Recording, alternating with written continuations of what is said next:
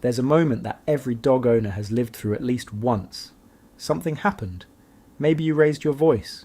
Maybe you were short-tempered on a day when life was too heavy, or you said no too sharply, or you had one of those moments where patience ran out and your dog happened to be nearby when it did.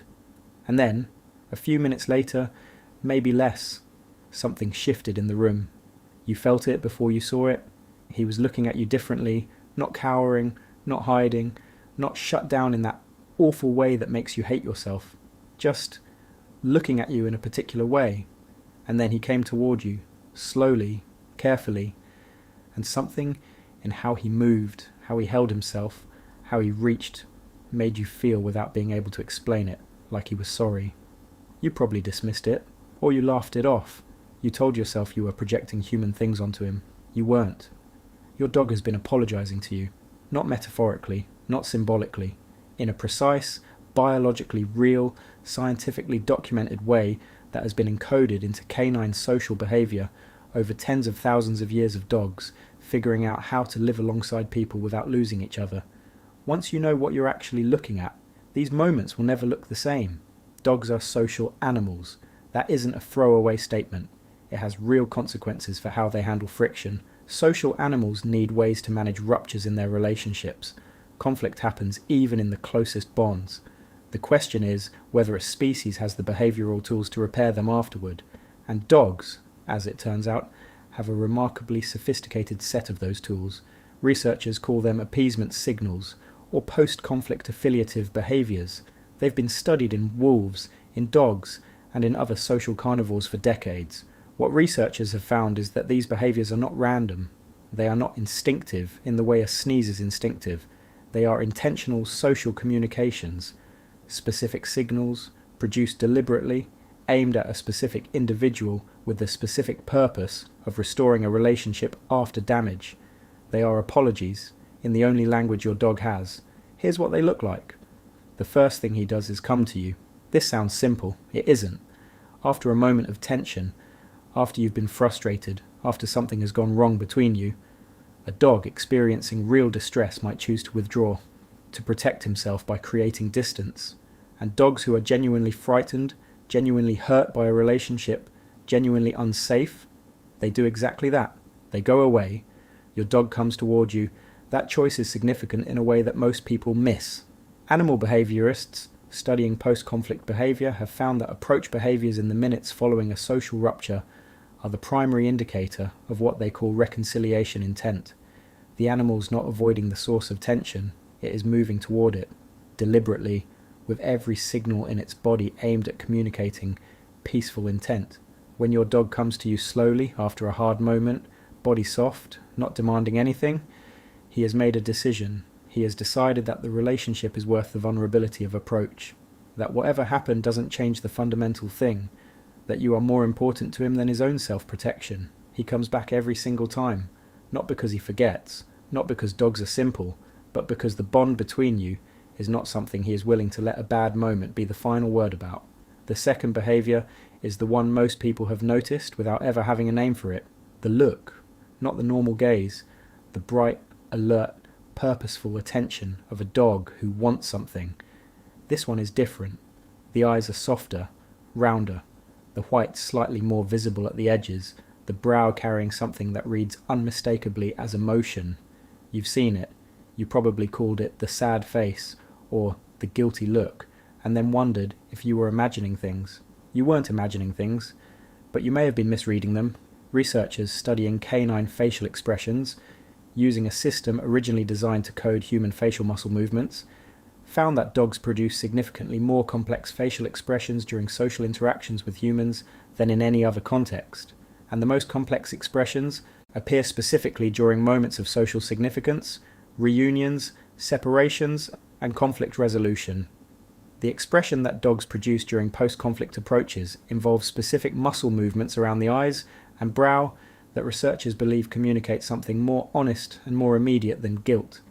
Guilt requires a form of self-evaluation, an internal comparison between what you did and what you should have done, that the current evidence suggests dogs don't experience in the way humans do. What those eyes are showing you is something simpler, and in some ways more moving: need. The The need for this to be okay, for you to be okay with him, for the warmth between you to come back. He doesn't know why it left, he only knows he can feel its absence and he can't bear it, and he is telling you that, with his face in the only way he has available.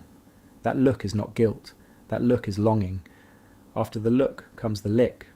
He approaches, he looks at you, and then he licks your hand, just once, or a few times.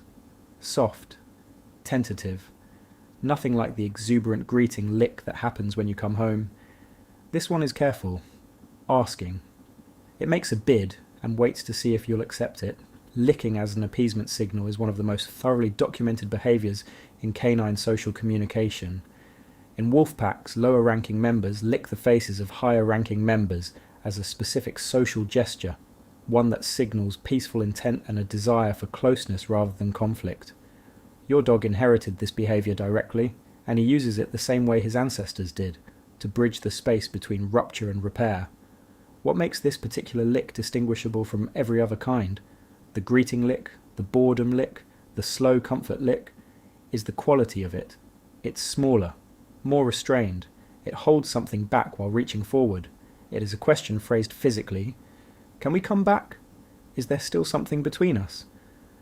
Research on post-conflict interactions in dogs found that physical contact-seeking behaviours, licking, leaning, pressing, in the minutes following a negative interaction produced measurable drops in stress hormones in both dogs and owners. The repair isn't just social, it is neurological. The body registers the restoration of closeness as real. He doesn't just want to feel better, he wants both of you to feel better. And the lick is the best tool his species evolved for doing that. The fourth behaviour makes people smile without always understanding why. He brings you a toy, not to play. The energy is wrong for play, and some part of you already knows it. He just brings it, drops it at your feet, or carries it and stands near you with it in his mouth, or holds it out toward you in a gesture that doesn't quite look like a request. It looks like something being offered. In animal behaviour research, object offering in a post-conflict context has been studied as a specific reconciliation behaviour. The interpretation that has emerged from the research is not that the dog is trying to distract you or change the subject. It is that the dog is giving you the thing it has, the thing that, in its world, represents shared joy, positive experience, the good parts of being together. He is offering you something, the best thing he's got, and what he's trying to say with it is as close to this as non-verbal behaviour can get. Here is something good. I want to share it with you.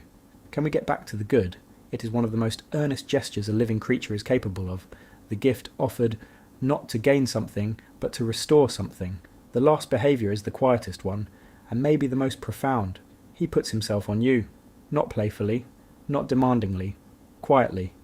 A head on your knee, his body pressing against your leg, a weight settling beside you that is softer than usual, more still, more intentional. He is not asking for a walk, or food, or play. He is asking for one specific thing, to be physically close. Research on touch between dogs and their owners has found that physical contact produces the most significant oxytocin release of any bonding behaviour in the dog-human relationship. More than eye contact, more than play, more than any form of vocal communication. Touch is the most neurochemically powerful language available between your two species. When your dog presses himself against you after something hard has happened, when he asks for nothing except proximity, he is reaching for the most powerful repair mechanism he has access to. He is saying, I want the bond to be real again. I want to feel that it's real. I want to give you the chance to feel it too. He is not asking you to forgive him for something specific. He doesn't experience it that way.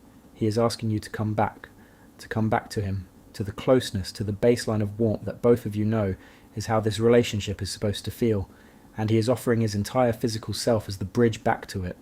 Your dog has been doing all of this every time the relationship needed it, after every sharp word, after every moment of impatience, after every day when something from the outside world came in and a little of it landed on him. He has come back, he has looked at you with those eyes, he has licked your hand and brought his toy and pressed his warmth against you and waited, with more patience than most people ever manage, for the warmth to return.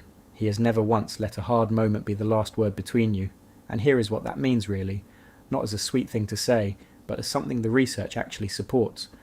Dogs who actively seek reconciliation after conflict, who come back, who look, who reach are not doing it because they've forgotten what happened. They are doing it because they have assessed the situation and determined that the relationship is worth more than the rupture, that you are worth the vulnerability of approach, that what the two of you have together is the most important thing, and a bad moment is not enough to change that. He keeps coming back because you are worth coming back to. Every single time. Have you had a moment like this, where your dog came toward you after something hard in a way that stopped you?